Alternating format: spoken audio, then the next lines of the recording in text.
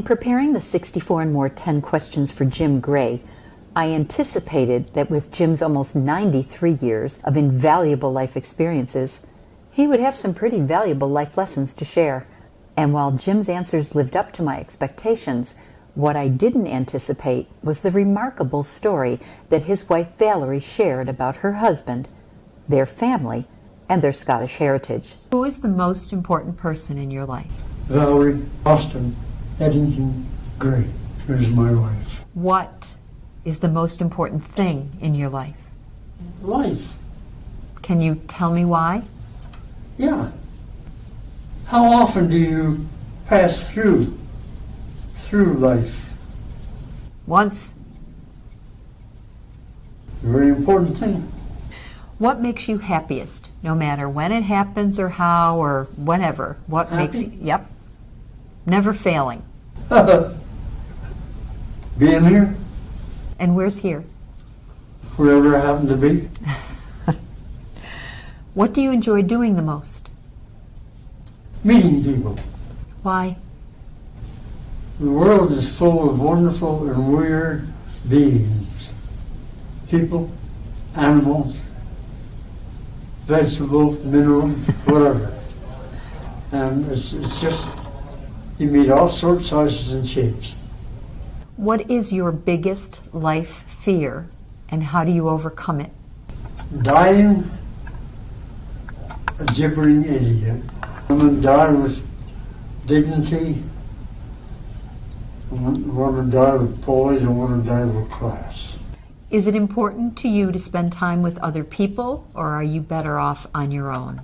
No, I like to be with other people. Why? Get different fields of view, different ideas, different thoughts. How do you define quality of life? Just that. What?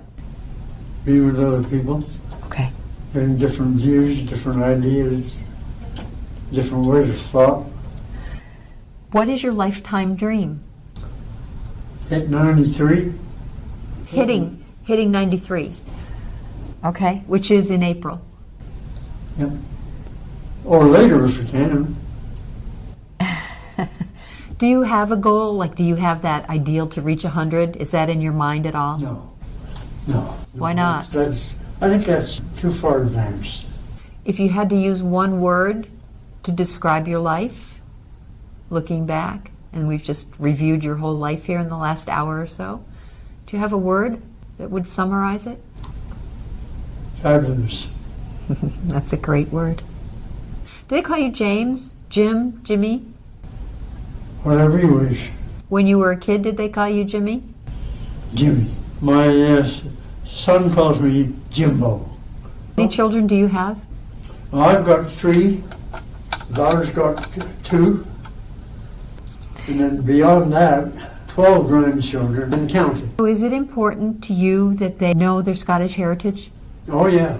And how do you do that? How do you make sure that happens? Well, most of them go to the games every year. With you or just independently? Both. Is it hard to get them to be interested and go? No. In January at the games, the boys came, 2 of his from North Carolina, mine here, and took him from here out to the games. So he led the clan as usual. We had 23 family members marching behind. Then we had all the other stewards. We had 2 6-year-olds and a 3-year-old marching in their kilts. And we had a 3-month-old wrapped in tartan in his stroller. The next day was our anniversary.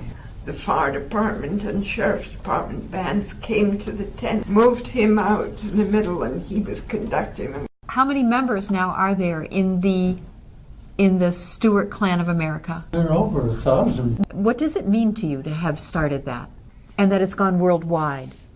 It's unbelievable. And why does it matter that that kind of a tradition carries on? Oh, because as long as we have a heritage, you need a tradition to carry it on. What does it mean to you to be a Scot? Just about everything. And what does it mean to you that your children, grandchildren, and great-grandchildren are now carrying on in that tradition? That means everything. I mean, without that, what have you got? Who you are and where you came from? That's all. Do you ever regret leaving? Oh, yeah. If you had to do over, would you stay? In Scotland? Yeah. If I had to do it over? Mm-hmm. I don't know. Because I think in the 92 years I've been around, I haven't got a complaint in the world about being where I am.